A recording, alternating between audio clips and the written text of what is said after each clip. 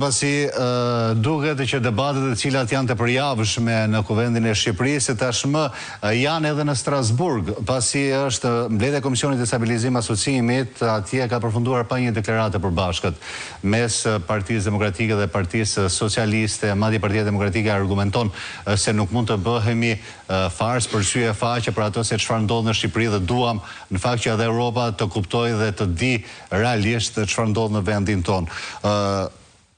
Kemi dalë nga zgjedhjet e 11 majit. Partia Demokratike patjetër që po denoncon çdo ditë farsën elektorale. Unë dua t'ju pyes se deri në këtë moment, në këto kushte ku jemi, Europa a e ka idenë se çfarë ndodh realisht në Shqipëri dhe si janë manipuluar zgjedhjet këtu? Po, ajo që ju quani Europa është shprehur para zgjedhjeve, ashtu sikur edhe pas zgjedhjeve. Është shprehur para zgjedhjeve përmes organizatave politike, ombrellave të djathta ndërkombëtare, përfshirë ato evropiane brenda saj, ku e kanë fjalën për Partinë Popullore Evropiane që është mazhoranca në Parlamentin Evropian.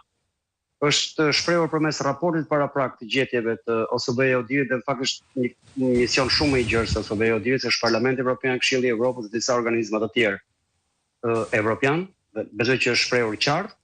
Ashtu sikurse është shprehur dhe me rezolutën pas zgjedhjeve dhe me kërkesën për të ndërmarrë një mision fakt mbledhës në Shqipëri nga Partia Popullore Evropiane, që siç u thash dhe më lejoni ta theksoj edhe një herë, është mazhoranca drejtuese e Parlamentit Evropian.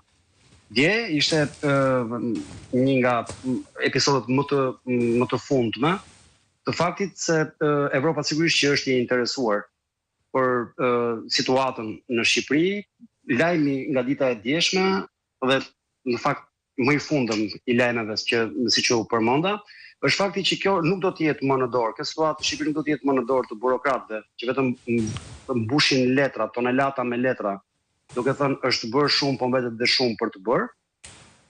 Por sigurisht që ka kaluar në nivele politike do të ketë një vendim politik për situatën në Shqipëri, gishti do të vendoset në plagë. Veçanërisht me diskutimet që u bën dje dhe unë kam besim të plot tërësisht në autopsinë e këtyre zgjedhjeve, se zgjedhjet tashmë janë të vdekura, po autopsia do t'i bëhet më së miri në raportin e fundit të vëzhguesve ndërkombëtar.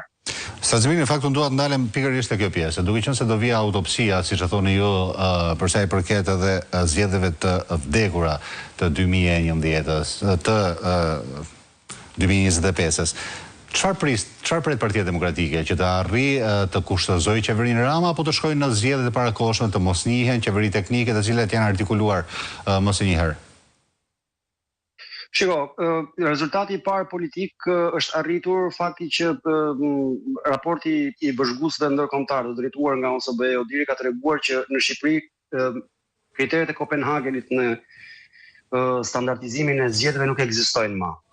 Dhe ky është një rezultat jashtëzakonisht i rëndësishëm. Ato hapat pas ardhës për cilat ju flisni janë hapa politik, të cilat i përkasin një vendimarrje politike shumë më të gjerë se opozita shqiptare dhe se Partia Demokratike dhe sigurisht që mbasi pasi dua të rikthej në vëmendje atë se si u imponua Partia Demokratike në vitin 2001 dhe a mund të imponohet në tjetër mënyrë edhe në 2025-ën? Po situatat janë shumë të ngjashme. Bile, unë do të thoja që në vitin 2001 situata ka qenë shumë herë më e vështirë për Partinë Demokratike, sepse raporti paraprak i zgjedhjeve të 2001-shit ishte një raport krejtësisht jashtë realitetit, që tregonte se në Shqipëri ka një demokraci funksionale dhe në fakt në një farë mënyrë, në mënyrë naive, grupi i vëzhguesve i krahasonte me zgjedhjet paraardhëse, që ishin ato të vitit 1997, dhe konsideronte një sukses të jashtëzakonshëm faktin që nuk kishte vrarë njëri. Sepse në fakt vitin 2001 vetëm u rrahën demokratët, nuk i vrau njëri. Raporti përfundimtar që doli pas 4 ose 5 muaj, sepse aq zgjatën dhe zgjedhjet me 4-5 u përsëritën në 4-5 raste, me 4-5 raunde.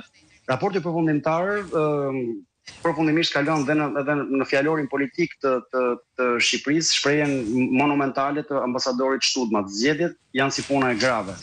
O janë shtatzënë, o nuk janë shtatzënë. Zgjedhjet që keni bërë këtë radhë ishin shtatzënë. Tu filloi procesi dhe menjëherë pas kësaj u provokua një mbledhje e Komisionit Jashtëm të Parlamentit Evropian, kryesuar nga zoti Elmar Brok, i cili thiri të gjithë klasën politike shqiptare, të gjithë faktorët. Strazimir, dua të kërkoj ndjes